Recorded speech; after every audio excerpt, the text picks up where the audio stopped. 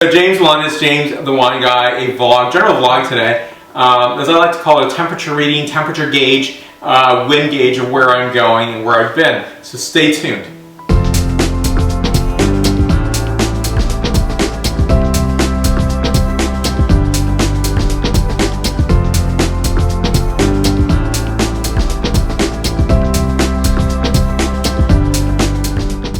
So I was watching a video from Jancis Robinson, and she's just really pointing out how she doesn't believe that wine is a spectator sport.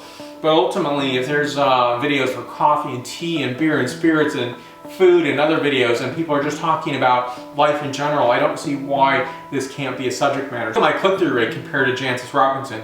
Now, I'm just maybe 20-some thousand away from catching up to Jancis Robinson. And I do say catching up because I've worked really hard at this. And Jancis Robinson is pretty much like, her videos aren't really framed that interestingly. They're not really within, well, why do I care? What am I going to see when I, log into this channel?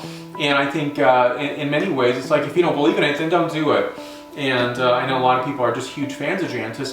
I'm neither a fan nor a detractor, but I also think that, you have to have some great love and passion for doing wine videos. Without doing that, without having that interest in doing so, then don't do it. This is an important category on YouTube, and I think it hasn't, reached its audience because I think that wine is superbly complex in terms of number of brands, labels, cuvées, simple things like vintage is something that changes on a yearly basis, so therefore every wine is going to characterize differently. So I think if somebody's watching and they're looking for a wine that they have in hand and want to serve, or looking for solutions, the videos aren't there.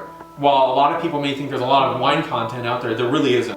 So it's really important to put that, put that familiarity label on to what you're doing, and to, seek friends, build community. And that's where I think Jancis Robinson in particular doesn't really understand that, and that's okay. She's really print media. That is her home base. I've heard her speak before. I've heard her write about bloggers.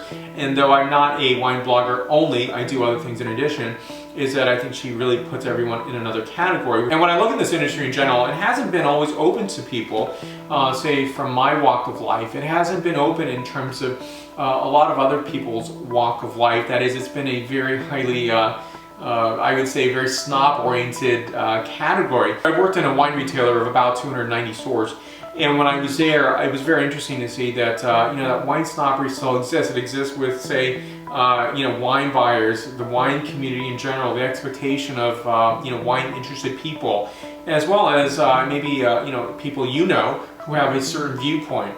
And I like to point out that viewpoints are important, right? One should have some thoughts about wine, not to accept anything you taste. So thank you again for watching today. Stay tuned for many more wine reviews, general subject matter reviews, general educational reviews, or general educational videos on wine. And there's many more things to talk about this great subject of beautiful wine. So I'm on a variety of social media such as Facebook, Twitter, Google+, Pinterest, LinkedIn, as well as Instagram and WordPress. So let's connect there. Thank you very much for watching today. Stay tuned for more. Salut.